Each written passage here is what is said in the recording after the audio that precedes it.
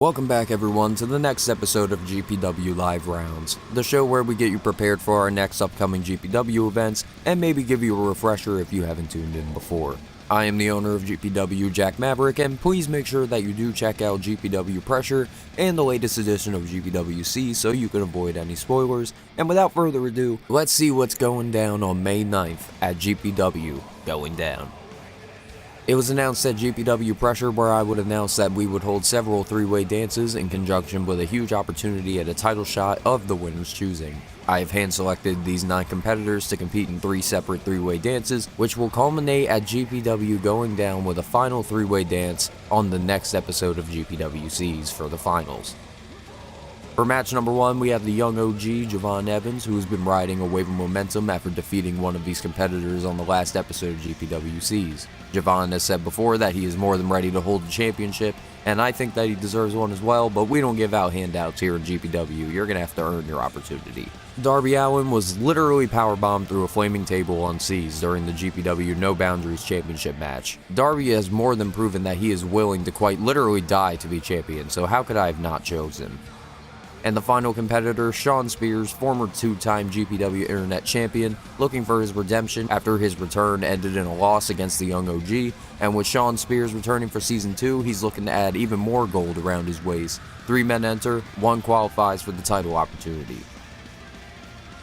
Our second GPW Gold Rush qualifying match, we will see the current GPW ENT champion, Dragon Lee. As you know, that championship is also exclusive to GPWCs, and the work Dragon has been absolutely phenomenal as of late. A huge title defense against Joe Hendry on C's back in April, in which he was successful. He looks to add another win in the slot, and another title to add around his shoulder or waist. Following up is Kyle Fletcher, who we would see return during the Homecoming Royale match at GPW Homesick. Kyle has developed this new look after turning on Aussie Open, taking out his tag team partner Mark Davis all the way back in December to cost them the GPW World Tag Team Championships, and with his former teammate as the new GPW champion, what could Kyle Fletcher be thinking if he's able to qualify? Last competitor will be the Patriarchy's Wes Lee, who has been reprimanded recently at GPW opening night for losing against Andrade in the Patriarchal Open Challenge held by Christian Cage. Wes is one of the brightest stars in pro wrestling today, and I just can't help but give him a match. And you would think that Kevin Owens being injured would knock some sense into him, but I guess the car window wasn't much help. Our final Gold Rush qualifier will be an absolute bloodbath.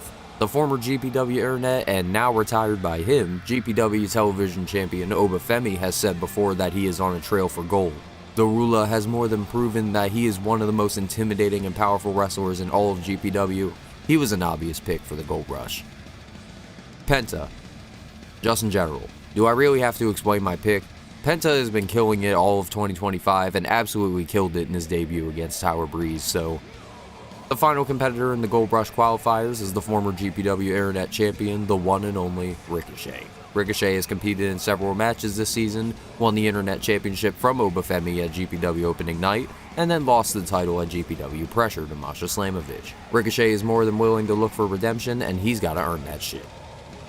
As I mentioned before, at GPW Pressure, we would see Michin would make her debut against Ricochet for the GPW Internet Championship in a street fight, which was chosen by the GPW community via the viewers poll.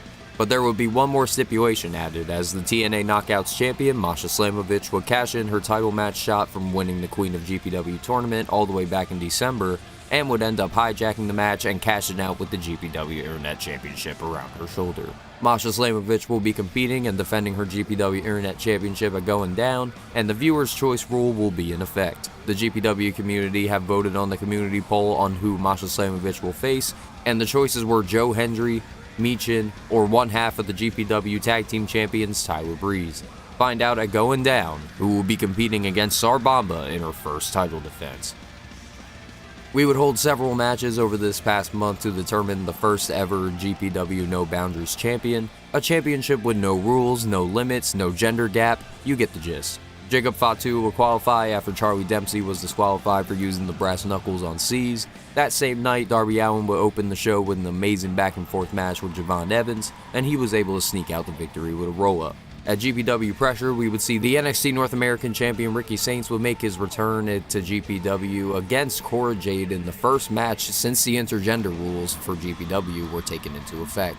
and the former GPW Women's World Champion will put up one hell of a fight, but it would be a Rochambeau from Ricky that would etch his ticket into the qualifiers. That same night, Drew McIntyre would decimate Lexis King in a devastating showing, and would be the final man to enter the matchup. On GPWCs, all 4 men will compete in a 4-way dance with the GPW No Boundaries Championship on the line. Darby Allin would be eliminated after a pile driver from Fatu onto a ladder, Drew would be dropped with the Buster Keaton from Saints to be eliminated, and then after some slight interference from the Council, Jacob Fatu was hit from a spear and then dropped with Rochambeau, and Ricky Saints would make history and become the first ever GPW No Boundaries champion. At Going Down, Ricky Saints will put his title on the line against the Scottish Hitman Drew McIntyre in the first ever title defense for the GPW No Boundaries Championship.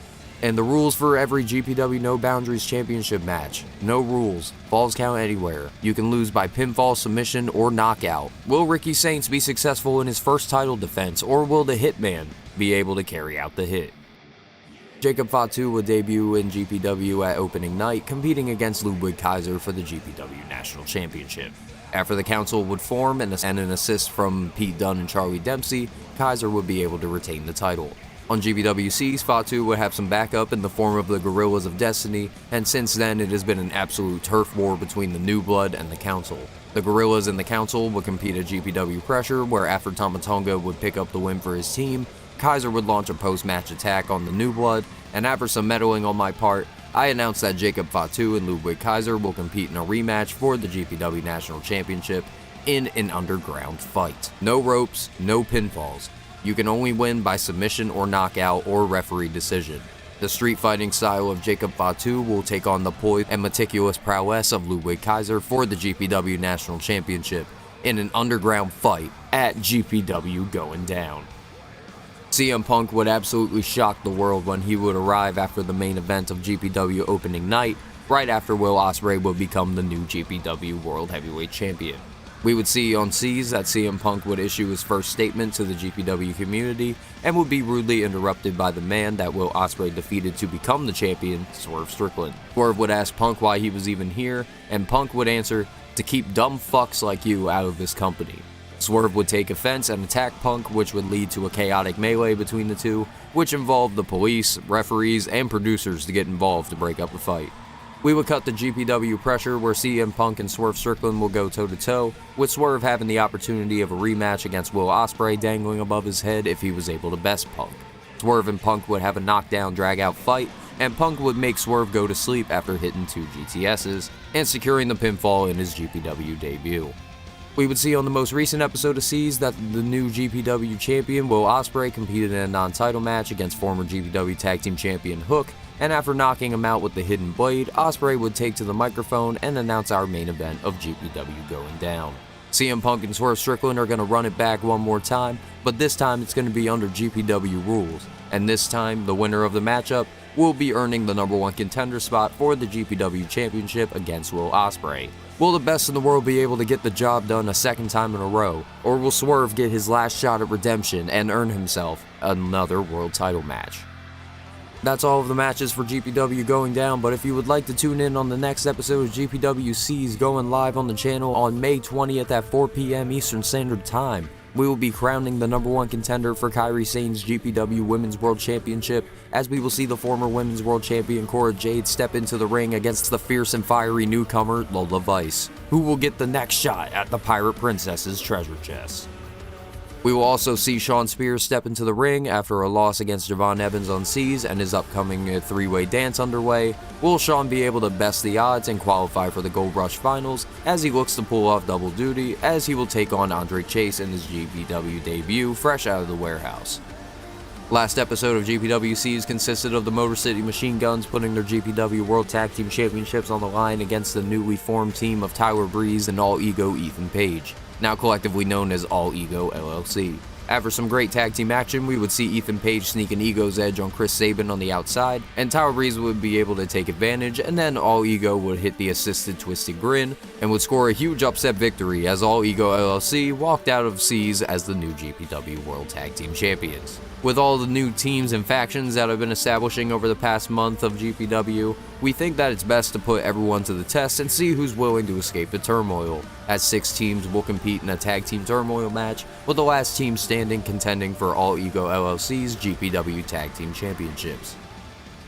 Thank you for tuning in to this episode of GPW Live Rounds. Thank you for listening in. Please check out all of the recent videos on the channel if you haven't already. Eddie and Ray, GPW Pressure, GPWCs. Make sure you check out all of those, and we have so many videos coming up for you guys. And on May 9th, we're going to see what's going down. Love you all, and thank you all for watching.